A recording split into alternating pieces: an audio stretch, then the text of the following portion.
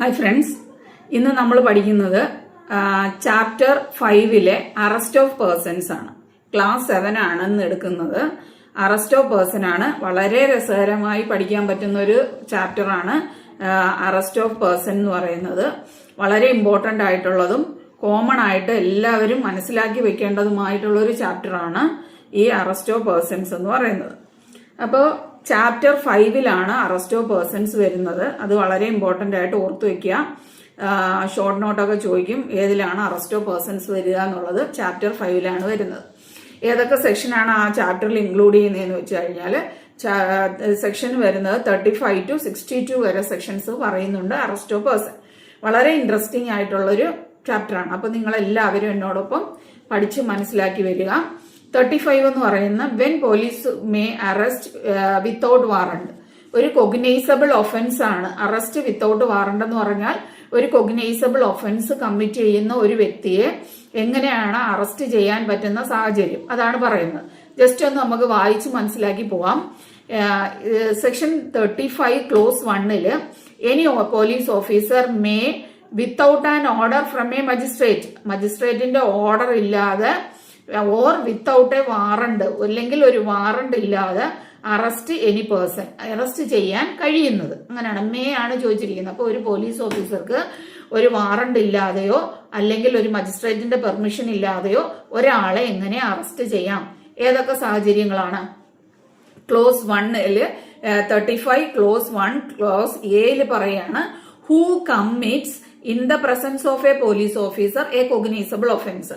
ഒരു പേഴ്സൺ അയാളുടെ പ്രസൻസിൽ, പോലീസ് ഓഫീസറിന്റെ പ്രസൻസിൽ ഒരു കൊഗ്നൈസബിൾ ഒഫൻസ് കമ്മിറ്റ് ചെയ്യണം. അപ്പൊ പോലീസ് ഓഫീസറിന്റെ പ്രസൻസിൽ ഒരു കൊഗ്നൈസബിൾ ഒഫൻസ് കമ്മിറ്റ് ചെയ്യണമെന്ന് പറയുമ്പോൾ ഈ കൊഗ്നൈസബിൾ ഒഫൻസ് എന്ന് നമ്മൾ പറയുന്നത് അതിന് മെയിൻലി 3 ഇയറോ 2 ഇയർ എന്നൊന്നും കോമൺ ആയിട്ട് പറയുന്നില്ല. സീരിയസ് ഒഫൻസ് ആയതുകൊണ്ട് എബവ് 3 ഇയേഴ്സ് എന്നുള്ളൊരു ഒരു കണ്ടൻഷൻ എല്ലാവരും അങ്ങനെ ഒരു ഇത് പറയുന്നുണ്ടെന്നേ ഉള്ളൂ. അപ്പൊ ആ സീരിയസ് ആയിട്ടുള്ള ഒരു ഒഫൻസ് കമ്മിറ്റ് ചെയ്തിരിക്കണം എന്നാണ് പറയുന്നത്.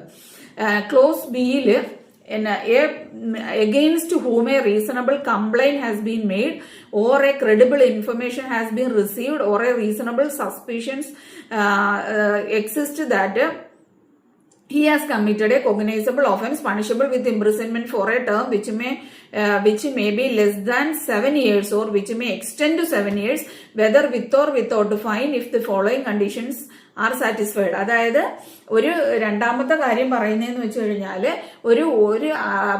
ഒന്ന് പറഞ്ഞു പോലീസ് ഓഫീസറുടെ മുമ്പാകെ അറസ്റ്റ് ചെയ്യണമെന്ന്. രണ്ടാമത്തെ കണ്ടീഷൻ പറയുന്നതെന്ന് വെച്ച് കഴിഞ്ഞാല് അയാൾ ഒരു കൊഗ്നൈസബിൾ ഒഫൻസ് കമ്മിറ്റ് ചെയ്തു എന്നൊരു സസ്പീഷൻ ആണ്, നമുക്ക് അങ്ങനെ ഒരു പരാതി ലഭിച്ചു, അല്ലെന്നുണ്ടെങ്കിൽ അയാൾ അങ്ങനെ ചെയ്തു എന്നുള്ള ഒരു റീസണബിൾ ആയിട്ടുള്ള ഒരു അപ്രിഹെൻഷൻ നമ്മളിൽ വന്നു. അങ്ങനെയുള്ള ഒരു സാഹചര്യം വരുമ്പോൾ അയാൾ ഒരു 7 ഇയേഴ്സ് എബോ, അതായത് ഉദാഹരണത്തിന് ഒരു മർഡറോ അല്ലെങ്കിൽ 7 ഇയേഴ്സ് ഇംപ്രിസൺമെന്റ് വരുന്ന വേറെ ഏതെങ്കിലും ഒഫൻസുകളൊക്കെ കമ്മിറ്റ് ചെയ്തു എന്നുള്ള ഒരു ഇൻഫർമേഷൻ പോലീസ് ഓഫീസർക്ക് കിട്ടിക്കഴിഞ്ഞാൽ പോലീസ് ഓഫീസർക്ക് എന്ത് ചെയ്യാം?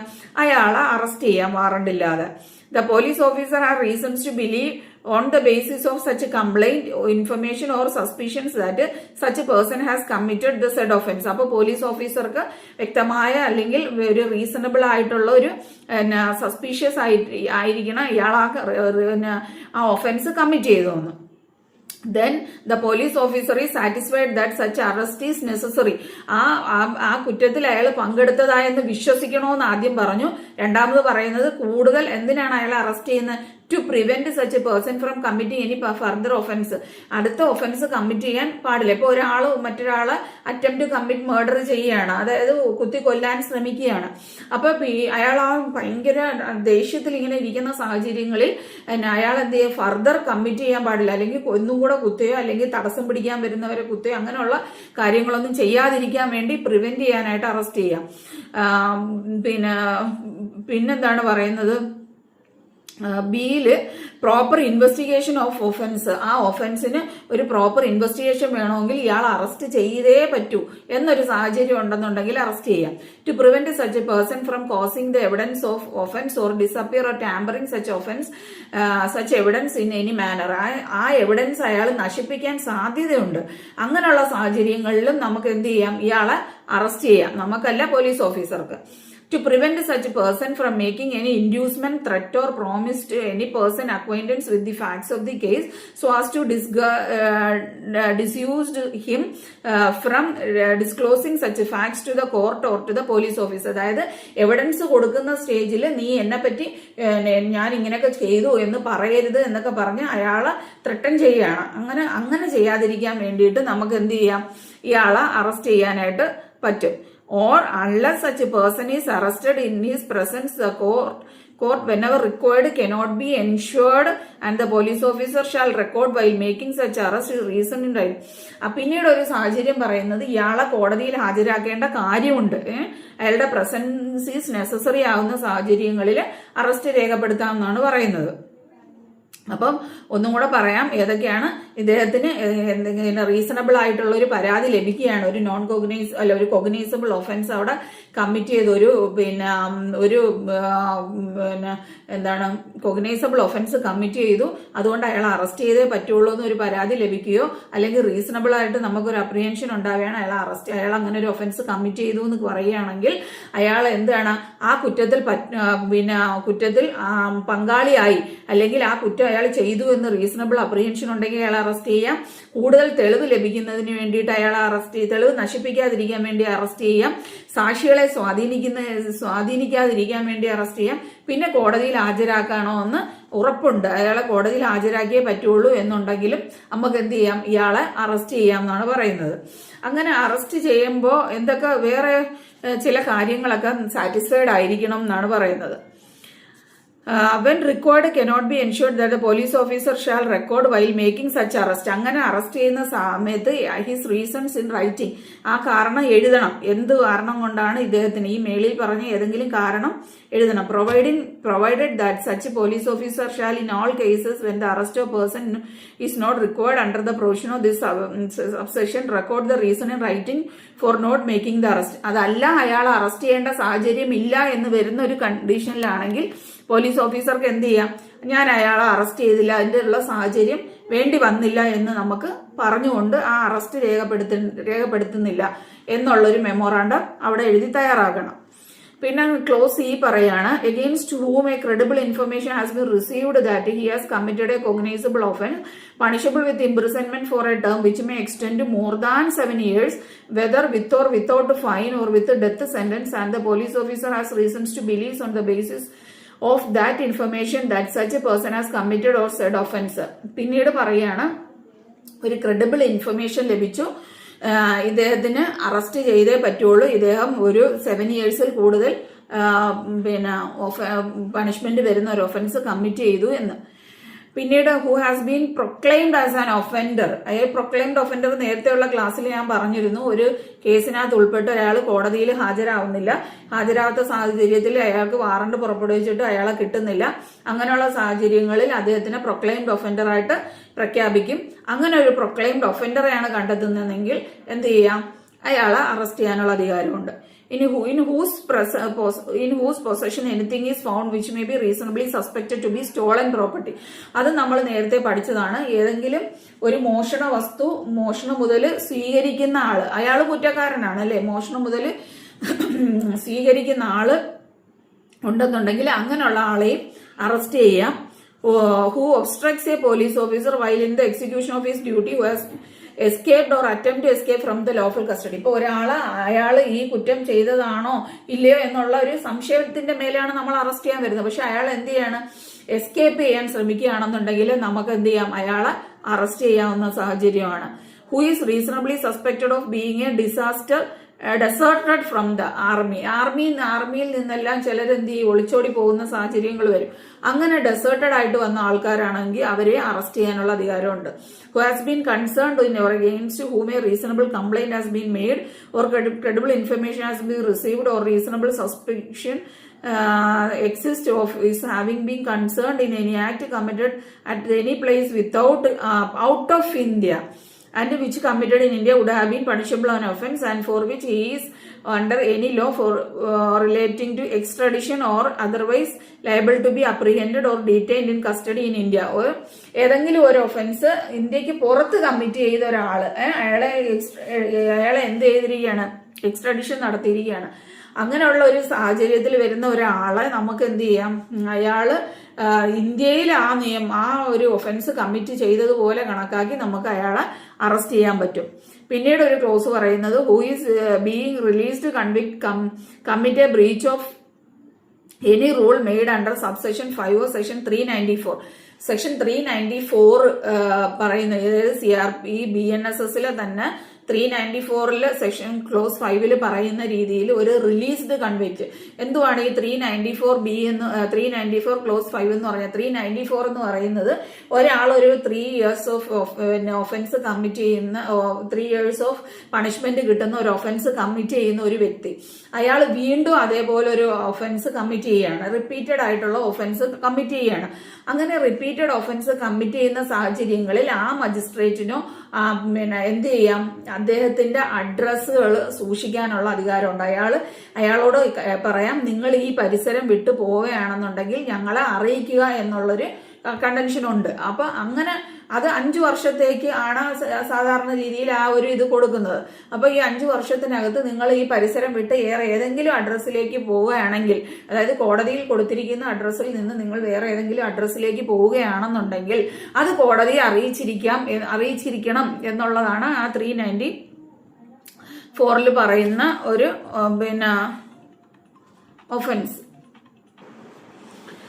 ക്ലോസ് ജെയില് for whose arrest any requisition whether written or oral has been received from another police officer. മറ്റൊരു പോലീസ് ഓഫീസറിൽ നിന്നും ഒരു റിക്വസ്റ്റ് കിട്ടുകയാണ്, ഇന്ന ആളെ അറസ്റ്റ് ചെയ്യണം എന്നുള്ള റിക്വസ്റ്റ് കിട്ടുന്ന സാഹചര്യത്തിൽ provided that the requisition specifies the person to be arrested and the offense or other cause for which the arrest is to be made, and it appears therefrom that the person might lawfully be arrested without a warrant by the officer who issued the request. ആ request issue ചെയ്ത ആൾക്ക് ഇയാൾ arrest ചെയ്ത വിവരങ്ങളും അദ്ദേഹത്തിന് എന്തിനാണ് arrest ചെയ്തത്, എന്ത് ഒഫൻസിനാണ് അറസ്റ്റ് ചെയ്തത്, ഈ കാര്യങ്ങളൊക്കെ സ്പെസിഫൈ ചെയ്ത് കൊടുക്കണം എന്നുള്ളതാണ്. Then clause 2 പറയുന്ന subject to the provisions of section 39, no person concerned in a non-cognizable offence or against whom a complaint has been made or credible information has been received or reasonable suspicion exists of his having so concerned shall be arrested except under a warrant or order of magistrate.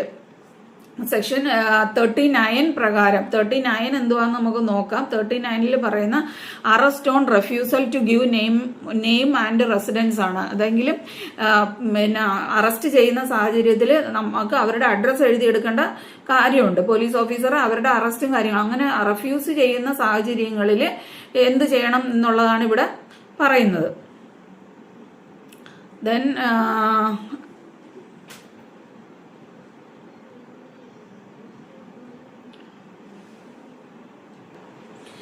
അപ്പോൾ അങ്ങനെ address പറയാനായിട്ട് refuse ചെയ്യുന്ന സാഹചര്യമാണ് ഇവിടെ പറയുന്നത്. Subject to the provision of section 39, no person concerned in a non cognizable offence or against whom a complaint has been made or credible information has been received or reasonable suspicion exists of his having so concerned shall be arrested except under a warrant or order of magistrate. അങ്ങനെ arrest ചെയ്യുന്ന സാഹചര്യത്തിൽ ഇവർ refuse ചെയ്യാണ്. Address പറയുന്നതിനോ അദ്ദേഹം ആരാണെന്ന് പറയുന്നതിനോ identity വെളിപ്പെടുത്താനോ refuse ചെയ്യുന്ന സാഹചര്യങ്ങളിലും എന്ത് ചെയ്യാം, വാറണ്ട് ഇല്ലാതെ തന്നെയോ അറസ്റ്റ് ചെയ്യാം, അല്ലെങ്കിൽ മജിസ്ട്രേറ്റിന്റെ ഓർഡർ ഇല്ലാതെ നമുക്ക് പോലീസ് ഓഫീസർക്ക് അറസ്റ്റ് ചെയ്യാം.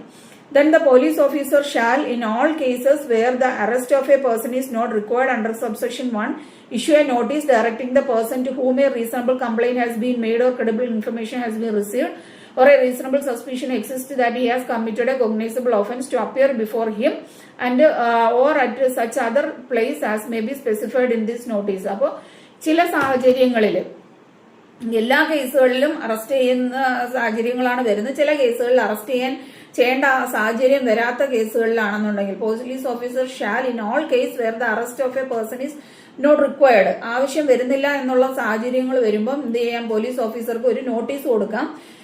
നിങ്ങൾ പിന്നെ നമ്മൾക്ക് CRPCയിൽ വന്നപ്പോൾ 41A നോട്ടീസ് എന്നും പറഞ്ഞൊരു സംഭവം ഉണ്ട്. അതുപോലെ ഇവിടെ ഞാൻ പറയുന്ന സ്ഥലത്ത് എന്നീ പോലീസ് സ്റ്റേഷനിലോ അല്ലെങ്കിൽ ഞാൻ പറയുന്ന സ്ഥലത്തോ നിങ്ങൾ വരണം എന്ന് പറഞ്ഞുകൊണ്ട് ഒരു നോട്ടീസ് ഇഷ്യൂ ചെയ്യാവുന്നതാണെന്നാണ് പറയുന്നത്. where such a notice is issued to any person, it shall be the duty of that person to comply in terms of the notice. അപ്പോൾ ഈ നോട്ടീസും കയ്യിൽ മേടിച്ച് വെറുതെ ഇരിക്കാൻ പാടില്ല. ആ പോലീസ് ഓഫീസർ കൊടുത്ത നോട്ടീസിന് കറക്റ്റ് ആയിട്ടുള്ള പ്രൊസീജിയർ ആ പേഴ്സൺ ചെയ്തിരിക്കണം, അക്യൂസ്ഡ് പേഴ്സൺ ചെയ്തിരിക്കണം. എവിടെ ചെല്ലണം, എന്ത് പറയണം, എന്തെന്നുള്ള കാര്യങ്ങളെല്ലാം അവർ ചെയ്യാനുള്ള ഡ്യൂട്ടി അദ്ദേഹത്തിനുണ്ട്. Where such a person complies and continues to comply with the notice, he shall not be arrested in respect of the offence referred to in the notice, unless for the reasons to be recorded the police officer is of opinion that he ought to be arrested. അപ്പോൾ ഇങ്ങനെയുള്ള സാഹചര്യങ്ങളിൽ 41 notice കിട്ടുന്ന സാഹചര്യങ്ങളിൽ ആ കൊടുത്ത 41 നോട്ടീസിൽ കൊടുത്ത ഒഫൻസിന് അദ്ദേഹത്തിന് അറസ്റ്റ് ചെയ്യേണ്ട കാര്യമില്ല. അദ്ദേഹത്തിന്റെ ഇന്ന് കാര്യങ്ങൾ വാങ്ങിയാൽ മതി, എന്താണ് റീസൺസ് എന്നുള്ള കാര്യങ്ങൾ വാങ്ങിയാൽ മതി. അപ്പോൾ വേറെ സച്ച് പേഴ്സൺ കംപ്ലൈസ് ആൻഡ് കണ്ടിന്യൂസ്, ആ നോട്ടീസ് കംപ്ലൈ ചെയ്തുകൊണ്ട് പോലീസ് സ്റ്റേഷനിലോ അല്ലെങ്കിൽ പോലീസ് ഓഫീസർ പറയുന്ന സ്ഥലത്തോ വരുന്ന ഒരാളോട് അയാളെ he shall not be arrested in respect of the offence referred to the notice unless ആണ് അവിടെ പറയുന്നത് for the reasons to be recorded the police officer is of opinion that he ought to be arrested. മനസ്സിലായല്ലോ? Where such a person at any time fails to comply with the terms of the notice, അദ്ദേഹം അത്തരത്തിലുള്ള ഒരു person ഏതെങ്കിലും ഒരു സമയത്ത് വരണം എന്ന് പറയുന്ന ഒരാള് fails to comply the notice, ആ നോട്ടീസ് കംപ്ലൈ ചെയ്തിട്ടില്ലെന്നുണ്ടെങ്കിൽ, or is unwilling to identify himself, the police officer may ആണ്, ഷാലല്ല, may subject to such orders as may have been passed by a competent court in this behalf, arrest him for the offence mentioned in the notice. അപ്പോൾ ആ നോട്ടീസിൽ പറയുന്ന കാര്യങ്ങൾ ചെയ്തിട്ടില്ല എന്നുണ്ടെങ്കിൽ എന്ത് ചെയ്യാം, പോലീസ് ഓഫീസർക്ക് കോടതിയിൽ നിന്നും അറസ്റ്റ് വാറണ്ട് വാങ്ങി അദ്ദേഹത്തിന് അറസ്റ്റ് ചെയ്യാവുന്നതാണ്. No arrest shall be made without prior permission to an officer not below the rank of deputy superintendent of police in case of an offence which is punishable for imprisonment for less than 3 years and such a person is infirm or is above 60 years of age. അവിടെ ഒരു proviso പോലെയുള്ളൊരു close ആണ് അവിടെ പറഞ്ഞിരിക്കുന്നത്. ഒരു പേഴ്സണെയും എങ്ങനെ arrest ചെയ്യാൻ പാടില്ല, deputy സൂപ്രണ്ടന്റിന്റെ അനുവാദമില്ലാതെ അത്തരത്തിലുള്ള ഒരു പേഴ്സണെ അറസ്റ്റ് ചെയ്യാൻ പാടില്ല. മോർ ഓവർ അയാൾക്ക് 60 ഇയേഴ്സിന് എബോ ആണെന്നുണ്ടെങ്കിലും അത്തരമുള്ള ഒരു പേഴ്സണെ അറസ്റ്റ് ചെയ്യാൻ പാടില്ല. അപ്പൊ ഈ ഒരു പ്രൊവൈസോ ഒരു ക്ലോസ് ആയിട്ടാണ് പറഞ്ഞിരിക്കുന്നത്. ആ കാര്യവും കൂടെ നമ്മൾ പഠിക്കണം. ഇപ്പൊ CRPCയിലെ 41 നോട്ടീസ് പോലെയാണ് ഇവിടെ നമുക്ക് പറഞ്ഞിരിക്കുന്ന നോട്ടീസ്. അത് സെക്ഷൻ 35 ക്ലോസിലാണ് വന്നിരിക്കുന്നത്. അപ്പൊ അത് നിങ്ങളൊന്ന് നോട്ട് ചെയ്യണം. ചില സാഹചര്യങ്ങളിൽ നമ്മൾ പ്രാക്ടീസിങ് ലോയേഴ്സ് ആവുന്ന സാഹചര്യങ്ങളിൽ ചില ആൾക്കാർ നമ്മളടുത്ത് പോലീസുകാരൻ നോട്ടീസ് തന്നു എന്ന് പറഞ്ഞ് നമ്മുടെ അടുത്ത് കൊണ്ടുവരുമ്പോൾ നമ്മൾ അവരോട് ഇത് പോവുകയൊന്നും വേണ്ട എന്ന് പറഞ്ഞു വിടരുത്, അത് കംപ്ലൈ ചെയ്യണം. അതർവൈസ് അവരെ അറസ്റ്റ് ചെയ്യാനുള്ള സാഹചര്യങ്ങൾ ഉണ്ട് എന്നുള്ളത് മനസ്സിലാക്കണം. ഇതാണ് നമ്മൾ when police may arrest without warrant എന്ന് പറയുന്ന ഒരു ഹെഡിങ്ങിൽ നമ്മൾ പഠിക്കുന്നതാണ്. സെക്ഷൻ 35 ആണ് അതിനകത്ത് പറഞ്ഞിരിക്കുന്നത്. ഇനി 36 എന്താണ് പറഞ്ഞിരിക്കുന്നത്? Procedure of arrest and duties of officer making arrest. ഒരു അറസ്റ്റ് ചെയ്യാനുള്ള ഒരാളുടെ ഒരു പോലീസ് ഓഫീസറുടെ പ്രൊസീജിയർ ആണ്. എങ്ങനെയൊക്കെ ഒരാളെ അറസ്റ്റ് ചെയ്യാം എന്നുള്ളതാണ്. Every police officer while making an arrest shall, ഏതൊരു പോലീസ് ഓഫീസറും ഒരു അറസ്റ്റ് ചെയ്യുന്ന സമയം bear an accurate, visible and clear identification of his name which will facilitate easy identification. എന്ന് വെച്ചാൽ എന്താണ്, അദ്ദേഹം നല്ല ഐഡന്റിഫയബിൾ ആയിട്ടുള്ള ഒരു ഐഡന്റിറ്റി കാർഡ് അദ്ദേഹം വെയർ ചെയ്തിരിക്കണം. അപ്പോൾ പോലീസ് ഓഫീസർക്ക് അദ്ദേഹത്തിന്റെ ഡെസിഗ്നേഷൻ വെച്ചിട്ടുള്ള ഒരു ഐഡന്റിറ്റി കാർഡ് അയാളുടെ ഡ്രസ്സിലോ അല്ലെങ്കിൽ കാണത്തക്ക രീതിയിൽ വെയർ ചെയ്തിരിക്കണം. 2, prepare a memorandum of arrest memorandum prepare ചെയ്തിരിക്കണം. അറസ്റ്റ് മെമ്മോറാണ്ടം എങ്ങനെയാണ് പ്രിപ്പയർ ചെയ്യുന്നത്? Clause 1 arrested by at least 1 witness who is a member of the family of the person arrested or a respectable member of the locality where the arrest is made. ഒന്നുകിൽ അവിടെ ഓറാണ് പറയുന്നത്. ചില ആൾക്കാർ തെറ്റിദ്ധരിക്കാറുണ്ട്, ഒരു person local ഏരിയയിലുള്ള ഒരു പേഴ്സണോ അല്ലെങ്കിൽ ഫ്രണ്ടോ എന്ന് പറയാം. അങ്ങനെയല്ല, ഏതെങ്കിലും ഒരാൾ, അതായത് അറ്റ്ലീസ്റ്റ് 1 വിറ്റ്നസ്, ഒരു വിറ്റ്നസിനെ എങ്കിലും ഉണ്ടായിരിക്കണം. അത് ആ വിറ്റ്നസ് എന്ന് പറയുന്നത് ഈ അക്യൂസ്ഡിന്റെ ഫാമിലി മെമ്പർ ആവാം, ഓർ ആണ് പറയുന്നത്, ഓർ ആ ലൊക്കാലിറ്റിയിലുള്ള ഒരു റെസ്പെക്റ്റബിൾ ആയിട്ടുള്ള ഒരു പേഴ്സണും ആവാം. പിന്നെ എന്ത് ചെയ്യണം, ഈ അറസ്റ്റ് ചെയ്തിരിക്കുന്ന മെമ്മോറാണ്ടത്തിൽ counter signed by the accused person arrest ചെയ്യപ്പെടുന്ന പേഴ്സണെ കൊണ്ട് ഒരു സൈൻ മേടിച്ചിരിക്കണം, സിഗ്നേച്ചർ മേടിച്ചിരിക്കണം. Inform the person arrested unless the memorandum is attested by a member of his family. എന്നിട്ട് ഇൻഫോം ദ പേഴ്സൺ അറസ്റ്റ് ചെയ്തിരിക്കുന്ന ഇന്നാളെയാണ് അറസ്റ്റ് ചെയ്തിരിക്കുന്നതെന്നുള്ള ആ ഇൻഫർമേഷൻ കൊടുത്തിരിക്കണം. അല്ലെങ്കിൽ memorandum is attested by a member of his family, അദ്ദേഹത്തിന്റെ ഫാമിലിയിലുള്ള ഒരു മെമ്പർ ഈ അറസ്റ്റ് മെമ്മോറാണ്ടം സൈൻ ചെയ്തിരിക്കണം. That he has A right to have a relative or a friend or any other person named by him to be informed is arrest. ആ അക്യൂസിനോട് ചോദിക്കും, ആരെയാണ് നിങ്ങൾക്ക് ഇൻഫർമേഷൻ കൊടുക്കേണ്ടത്, ഒരു ഫ്രണ്ടിനെയോ ഒരു റിലേറ്റീവിനെയോ ഫാമിലി മെമ്പറെയോ അല്ലെങ്കിൽ ലൊക്കാലിറ്റിയിലുള്ള ഏതെങ്കിലും റെസ്പെക്റ്റബിൾ ആയിട്ടുള്ള ഒരു പേഴ്സണെയോ നമുക്ക് അയാൾക്ക് ആ അക്യൂസ്ഡ് പേഴ്സണെ വിളിച്ചു വരുത്താം അറസ്റ്റ് മെമ്മോറാണ്ടം സൈൻ ചെയ്യുന്നതിന് വേണ്ടിയിട്ടും അറസ്റ്റിനെ കുറിച്ച് ഇൻഫർമേഷൻ കൊടുക്കുന്നതിന് വേണ്ടിയിട്ടും. വളരെ രസകരമായിട്ടുള്ളതും നമ്മൾ അറിവ് വച്ചിരിക്കേണ്ടതുമായിട്ടുള്ള ഒരു സെക്ഷനാണ് പറയുന്ന സെക്ഷൻ 36, അറസ്റ്റഡ് ആയിട്ടുള്ള procedure of arrest and duties of officer making arrest. ഒരാളെ അറസ്റ്റ് ചെയ്യാൻ വരുന്ന ഒരു പോലീസ് ഓഫീസർ എന്തൊക്കെ കാര്യങ്ങളാണ് ചെയ്യേണ്ടതെന്നാണ് പറഞ്ഞിരിക്കുന്നത്. ഒരിക്കൽ കൂടി പറയാം, അദ്ദേഹം ഐഡന്റിഫയബിൾ ആയിട്ടുള്ളൊരു ഐഡന്റിറ്റി കാർഡ് സൂക്ഷിച്ചിരിക്കണം. പിന്നീട് ഒരു മെമ്മോറാണ്ടം പ്രിപ്പയർ ചെയ്തിരിക്കണം.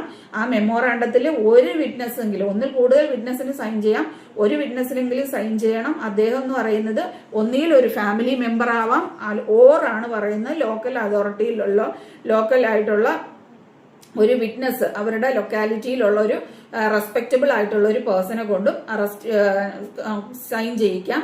പിന്നീട് പറയുന്നത് ഈ പ്രതിയെ കൊണ്ടൊരു കൗണ്ടർ സൈൻ ചെയ്യണമെന്ന് പറയുന്നു. പ്രതിയെ കൊണ്ടൊരു കൗണ്ടർ സൈൻ ചെയ്യണം. പിന്നെ ഇൻഫോം ദ അറസ്റ്റ് ഇൻഫർമേഷൻ കൊടുക്കണം, പ്രതിക്കും ഇൻഫർമേഷൻ കൊടുക്കണം. അല്ലെന്നുണ്ടെങ്കിൽ അൺലെസ് ദി മെമ്മോറാണ്ടം എന്താണ് സൈൻ ചെയ്യേണ്ടത് അദ്ദേഹത്തിന്റെ ഫാമിലിയിലുള്ള ഒരാളോ അല്ലെങ്കിൽ ആ പ്രതി പറയുന്ന ഏതെങ്കിലും ഒരു റിലേറ്റീവോ ഫ്രണ്ടോ അല്ലെന്നുണ്ടെങ്കിൽ വേറെ ഏതെങ്കിലും ലൊക്കാലിറ്റിയിലുള്ള ആരെങ്കിലുമോ അറസ്റ്റ് അറിഞ്ഞിരിക്കണം. ഈ ഇത്രയും കാര്യങ്ങളാണ് 36 പറഞ്ഞിരിക്കുന്നത്.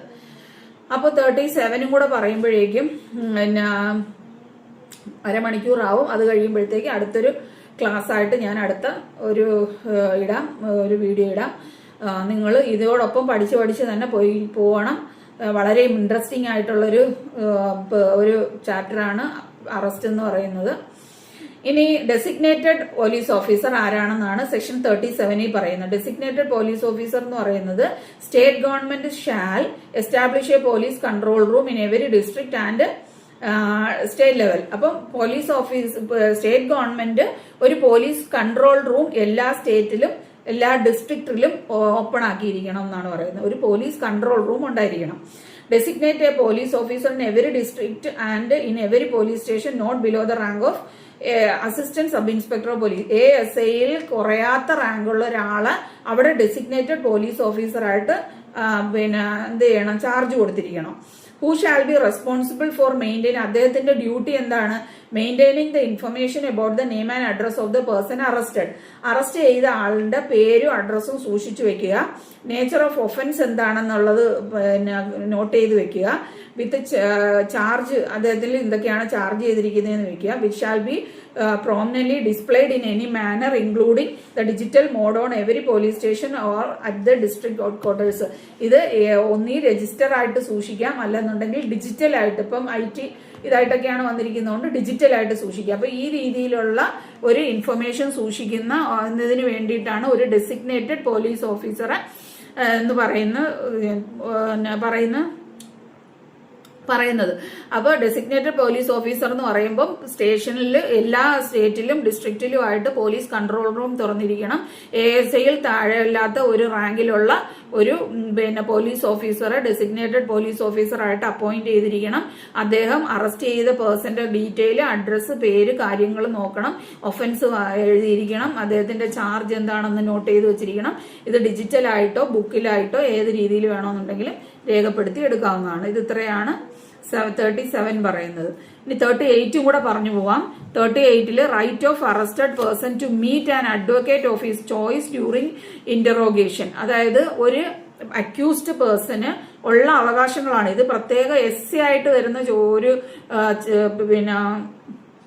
ഒരു പോർഷനാണ്, എസ് ആയിട്ട് ചോദിക്കുന്ന ഒരു പോർഷനാണ്. അതിൽ ഞാൻ ഈ പഠിപ്പിച്ച കാര്യങ്ങളെല്ലാം തന്നെ ഇതിൽ ഇൻക്ലൂഡ് ചെയ്യേണ്ടതാണ്. അതിലൊരു കാര്യമാണ് ഇത് 38 പറയാണ്, when any person is arrested and interrogated by a police he shall be entitled to meet an advocate of his choice during interrogation, though not throughout interrogation. throughout interrogation അല്ലാത്ത രീതിയിൽ അദ്ദേഹത്തിന്റെ കേസ് കാര്യങ്ങളിൽ ഇടപെടുന്നതിന് വേണ്ടി ഒരു അഡ്വക്കേറ്റിനെ മീറ്റ് ചെയ്യാനുള്ള ഒരു അധികാരം കൊടുത്തിട്ടുണ്ട്. അത് നിയമപരമായി കൊടുത്തിരിക്കുന്ന അധികാരമാണ്. അതാണ് സെക്ഷൻ 38 പറയുന്നത്.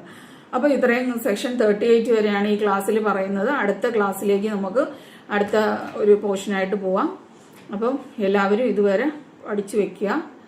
ഓക്കെ, നെക്സ്റ്റ് ക്ലാസ്സിൽ കാണാം. Thank you.